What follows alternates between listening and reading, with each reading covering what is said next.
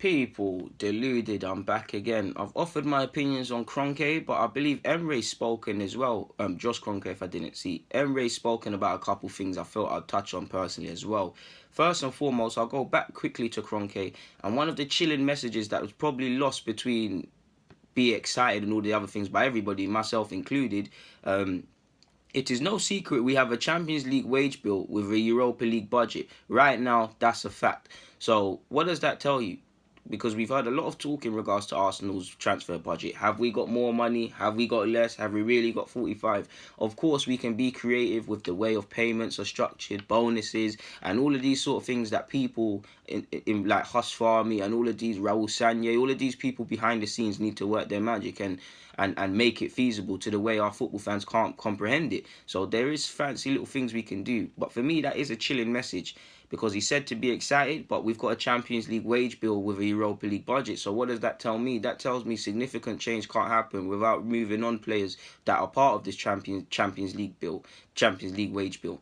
And it's still a way to go in the market, but you'd imagine, I'm not going to sit here and name them, the players that are linked with moves, the players that have been linked with moves, the players that are inconsistent, they're not either not going to get moves, don't have any interest by clubs, or we're struggling to offload them, which people behind the scenes, as much as bringing in players, they've got to get players off the books.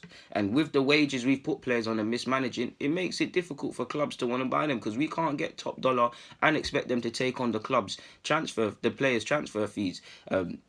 So that is very chilling, man. That is a very chilling message for me, and it very much signifies wait and see, because if you've got a Europa League budget, what really can you bring in? Of course, if scouts do their job and you scout players, like I told you lot, I don't care if a person costs £2 or 200 million. If he's competent and consistent, you have a chance, because that's what football is. Obviously, we have more confidence in players we kind of know or are more household names than, I don't know, if someone come off the streets. Do you get it, people? But yeah, it's a very chilling message for me. Moving on to Emery and talking about the captaincy, we have players with the capacity to be captain. One is Xhaka. Last year he played so much as captain and was like a captain in the dressing room. So regardless of your opinions on Xhaka, does that tell you Xhaka is one of the few players here that opens up their mouth? Who knows? And for we all know Xhaka, I like his mentality. He might annoy me at times on the football field, but he's got a good mentality, so you can kind of see it. And you'd be inclined to believe Xhaka is going to be the captain because of the sheer velocity in games he plays or has played since he's joined this club. But he said we also have Ozil and Monreal, also other players. I want 3 or 5 captains in the team. Now, if you look at Nacho, Monreal and Ozil, Monreal's likely to be here for another season at best. I know he's got a contract until 2020. He'd be 34 next year. He needs to think about what he wants to do with his career past Arsenal. And if Turney's here, if you'd like to think that Turney and Kola would be the left-backs we move forward with. If Kola can improve defensively. If not, he needs to be moved on.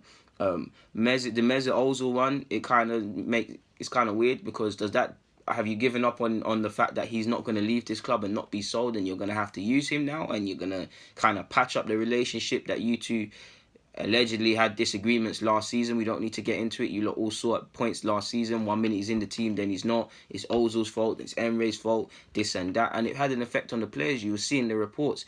People do choose sides in things like this. So does that tell me he's going to bless it? So he's name dropped 3 of the 5 captains. So you'd be inclined to believe Xhaka, Ozil, Nacho, Monreal.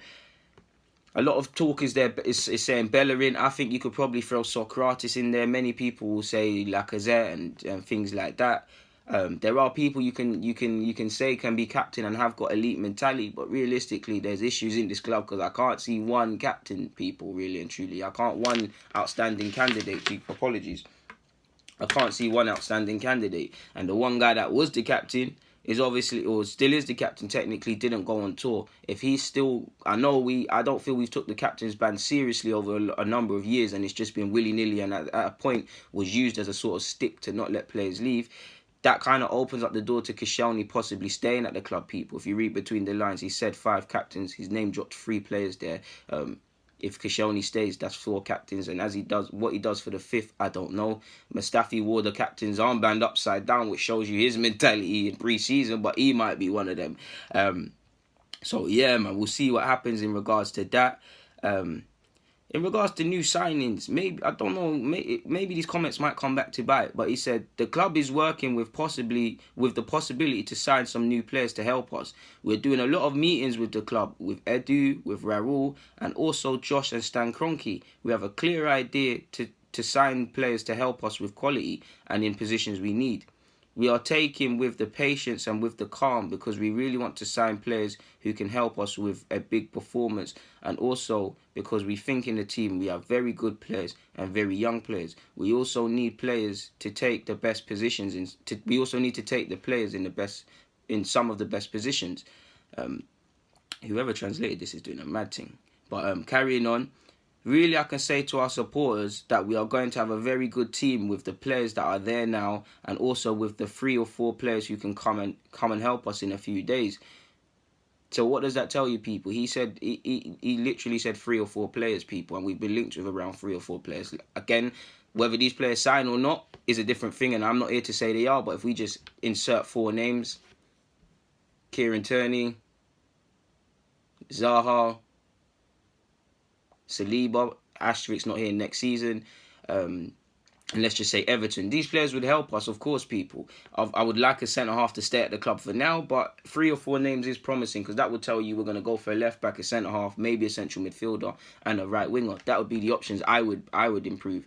Potentially, that could be 2 centre-halves. That could be anything, people. Seeing is believing, like I said, but if you're, to some fans that can't read between the lines or understand football like that, I am quite scared that the club can get a bit of negative press and more so disgruntled fans if we fail to pull through with this sort of thing. Because again, 3 or 4 names, that doesn't mean big names and stuff like that. But many people who don't understand ball will see what Josh Kroenke said about be excited, and we're working on transfers and we're being aggressive. And obviously Emery said 3 or 4 names here, and he said we're working and whatnot. So if people don't see certain things, we kind of shot ourselves in the foot, to be honest.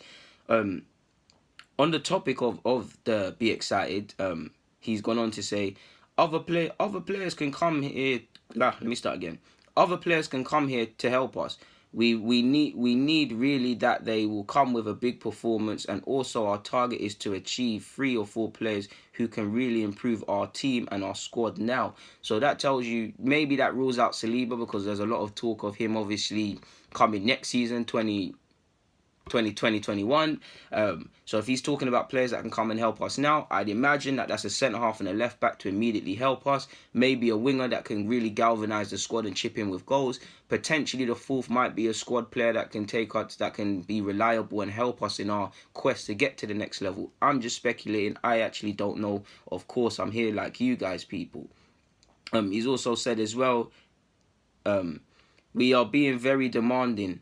And the first, speaking about the possibility, is to sign very big, very expensive players. The first player in our list is our first target. If we cannot achieve that, then the second, we are thinking every time they're going to improve our squad. So the one expensive sign, obviously, if you believe our budget and whatnot, technically every signing is expensive. But if expensive, I see Zaha first and foremost, people. Zaha might be his first choice target. If you want plan Bs, then that's where probably it comes into the Malcolm links, the Everton links. Again, I'm just speculating. It might not be that, but when it said expensive, he'd be the most expensive player in it. And he'd be the player that could take us right now, maybe not to the next level, but could chip in with Aubameyang and Lacazette for whatever people say about Zaha.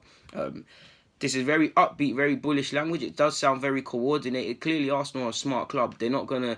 Everybody's going to be on the same page. Emery is not going to make these comments without kind of... I'm not saying briefed on what to say, but being briefed on what's previously said, potentially considering how he can kind of tie into the language. And that goes for everybody speaking. And that goes for any organisation, as it should be. Think about it, people. If we own an organisation, let's just say Deluded Enterprises, people, and I'm the CEO, I've gone out and said certain things, and you're, I don't know, you're my co-owner or whatever, you've gone out there and you've said something that's completely conflicting, people are going to be like, oh, listen, DG said this, you said that. 1, what is the truth? 2, do you see things differently? Because they'll say we see things differently, you can see how the papers would write stories about there's resentment, we're not seeing things eye to eye, there's disagreements and things like that. So you can bet your bottom dollar that these statements are very coordinated. For me, it's very upbeat, it's very uplifting, and in a season where it's been tough for Arsenal fans, this is what you want to hear moving forward and give you the pre-season optimism that has been missing in most Arsenal fans. More so, I think Arsenal and United fans, this is the most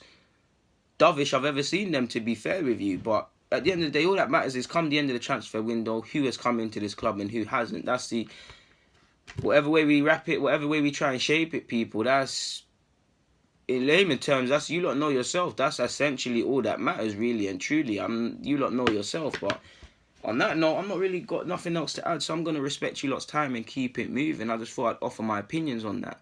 People, DG.